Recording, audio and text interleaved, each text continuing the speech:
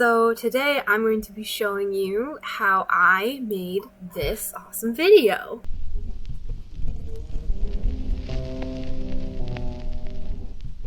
Pretty cool, right? So really what I'm going to be showing you how to do is how to use Cinema 4 integration with After Effects and do a little mask trickery as well. So first we're starting off with my After Effects folder. So I have my footage organized and my VFX tutorial composition obviously is already. So what I like to do with when I'm working on a project is I like to have a folder. So you can see I have VFX tutorial folder. Then inside the folder is my After Effects file, and then inside that I like to start organizing things. So here I have reference folder. I like to shorten for refs. This is where I put anything I'm going to be using. So any images, any videos, any kind of media that I'm importing, I'm keeping it in here. That way, so if I move stuff around on my computer, I'm not losing access to the After Effects file, because I don't know if you've ever had this happen, but glitch screen, not fun. So right now I'm just working on chopping up the footage, and I will talk to you guys soon. Alright, so welcome back. So now we finally got our footage chopped together. I went ahead and masked this off screen. It's not a perfect mask, but I kind of liked how spectral my person looked, and so I just kind of went with it. So next we're going to add in our camera, our 3D camera.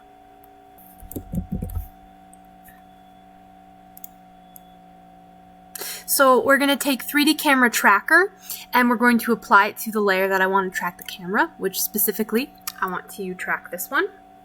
Alright, so now that my camera has been solved, we can do this. So I actually went back and I chopped up my camera, my part 1 footage into 2 pieces because the 3D camera tracker does not like this angle right here. Did not like it. So what I'm gonna have to do is do some editing trickery. So now you can see that I have all of these points. Thank you for autosaving. So now you can see that I have all these points. So what I'm going to do is I'm going to select some, and then I'm going to create a solid. Now this solid is important for multiple reasons, but one of the main important things is that this is going to be my basis for where I'm going to be placing my 3D object. So first of all, what I'm going to do is I'm going to want to adjust the size of this. So this is probably one of the better angles for figuring this out. I think I'm going to do, for now, I'm going to do, there we go, so I can see underneath it. So what I need to do, see I placed this little green sticky note to kind of help with tracking on the table that I putting my 3D object. So what I'm going to do is I'm just going to adjust the solid to roughly more or less fit exactly where I want my object to be. I have my my solid pretty much exactly kind of where I want it, but as you can see in this beginning part, what the heck? I don't want that in the middle of the screen. And, oh geez, I don't want it hanging out in the middle of that. So in order to fix that, we're going to mess with the actual camera itself. So if you go into transform, you can see it is auto done all of these gazillion little points for us. I'm not going to be that, we're not going to be that thorough. We are not going to be filling this up. However, I am going to be going in and I'm going to be messing with these points to hopefully get this to more or less kind of work. Alright, so next we're going to start matching this camera, our 3D camera, with the rest of the thing. There is probably an easier way to do this. I would say this can be done by individually editing these as separate compositions and then editing them together, although I think that kind of adds another step of editing, and so instead I'm going to be keeping everything condensed into one composition. So what we're going to do is I'm going to take this and I'm going to get it to match the rest. So once I do this, if you notice, my camera, I can now see it for the rest of this. So right now we're in the top-down view. You can see top versus active. So that is helpful to keep aware of if you're getting lost, and to just visualize it better. That, your active is separate from your top. So we've got our viewing area much smaller because we are going to be doing some very tiny adjustments because we want to make sure it's nice and snappy. As you can see, this is where the cut happens. So, starting here, let's get this camera to match this. Now, I'm eyeballing this. Perhaps when you're doing this, you might want to, like I said earlier, consider these as two separate compositions. There we go. So fast. It probably wouldn't be that noticeable, but I just think that will aid the thing better. Whoops. Sorry about that. So, now that we are kind of adjusting this, I'm going to make some more minor adjustments because you want to make sure that this camera is perfect before you export into Cinema 4. Alright, so I have finished some more tweaking of my camera, and I think I've gotten it to a place where I'm pretty happy. Now, this first part is definitely a little wonky, however, I am going to be masking this, so we can ignore it. But the rest of this, I'd say I'm pretty happy with it. There is a little bit of scaling issues, but I think this is due to the actual footage itself, and I honestly think it should be fine. For other people, make sure when you're taking footage, you're filming your tables in the exact same position and you're not moving. This is why I have some issues lining up my camera exact. I had ended up moving the table between shots, which was a huge mistake. But if you do all that properly, it will not be as difficult for you. Now that I've gotten it to a part where I'm happy, I'm going to make sure I have my file saved. Then I'm going to go into Export, Maxon Cinema, and then we're going to save it as VFX tutorial. Now we're going to go into Cinema 4. We're going to go Open. And we're going to open VFX tutorial. We're going to check the footage.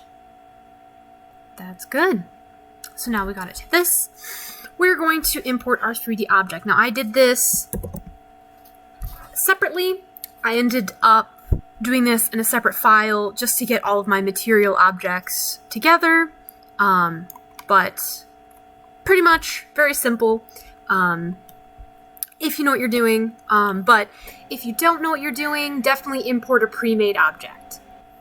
Now that I have it in, it's got all its materials that I wanted, I can start adjusting the position. So you're going to want to either jump between these or have them all open such as this. Because if you're importing in an object and you don't have it lined up, and you're not checking the different angles to get it lined up, it can look really weird. So that's why you kind of want to bounce between these views.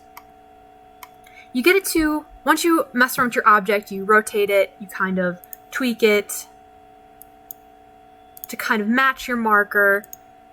That's when you can do the really fun thing and take this and get it back into After Effects. So we have After Effects open.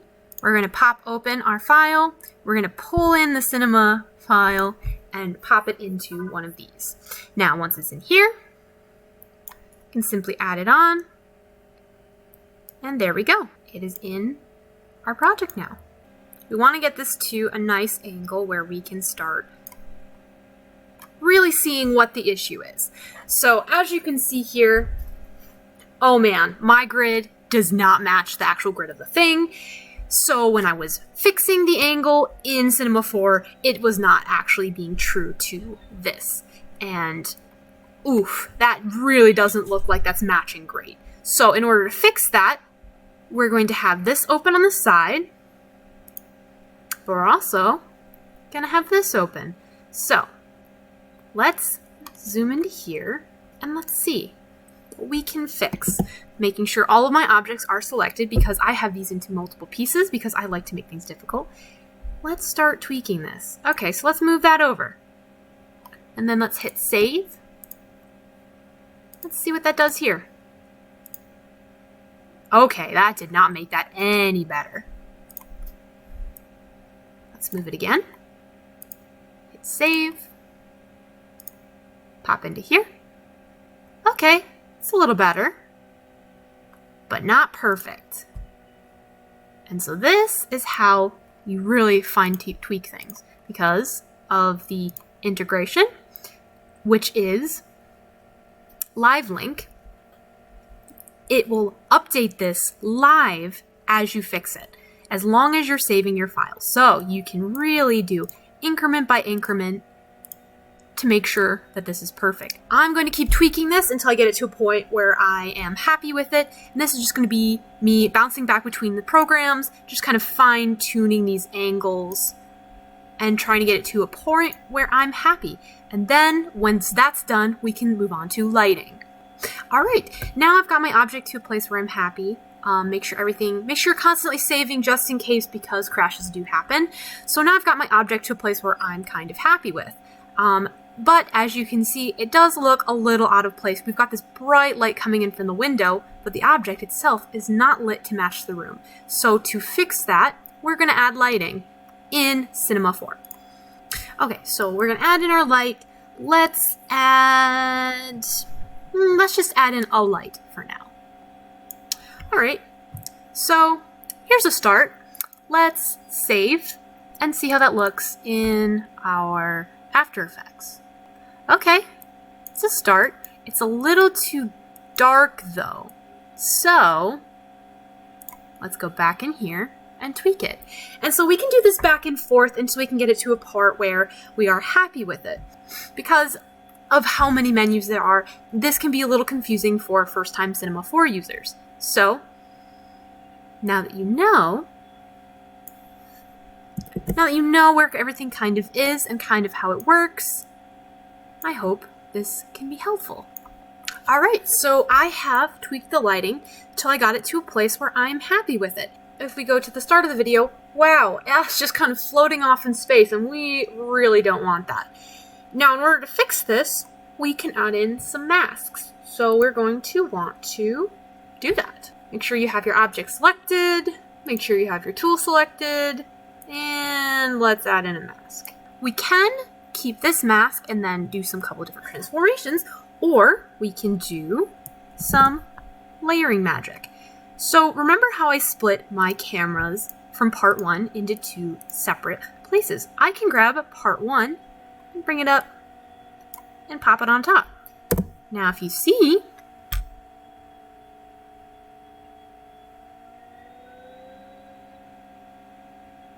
that's a lot less masking that I'm going to be responsible for. We do have to do some kind of editing techniques because if you see right here, you can clearly see that the radio is not on the table it's supposed to be. Now to do this, we're just going to add in some effects. So as you can see, you can see that there's not actually a radio here. So to fix that, we are going to do some color correction. Now, I don't want this color correction to be on the entire thing. So we want to make sure that we have the watch turned on. We're going to want to probably zoom in a little bit to really fine tune this frame by frame. My computer's not strong enough to render this at full, so it's going to chug a little. Aha! There we go. Now all we need to do, once we've gotten the brightness fixed up, is add this mask. So to do that, we are going to have to mask this. So now that I've got my masks to a part where I'm happy, I'm just about ready to be done with this. Now the only thing is, I filmed this on an iPhone, not using super great lighting. You can see it's kind of got this weird lighting, We're going to want to match this lighting, but this is not something we can do necessarily in Cinema 4. This is something that we're just going to have to figure out how to render. So we're going to be adding in some color correction and some effects, but only onto this Cinema file. Alright, so I have gone in and I've added a couple of effects. I've added Colorama and Radical Blur. And what these have done is these have made the object match in with the space a little bit more. And you could spend quite a while tweaking this and editing this, but I consider that done. It's time to export. Sometimes, especially if you have a computer that can't quite run this, top level, you're going to have to render it and then tweak from there just to see what doesn't work, what does work, because I hit full, the computer really doesn't want to run that. So, in conclusion, this is how I would import and export between Cinema 4 and After Effects, getting a 3D object into a 2D video. I hope this was helpful, and I hope you enjoyed. Thanks!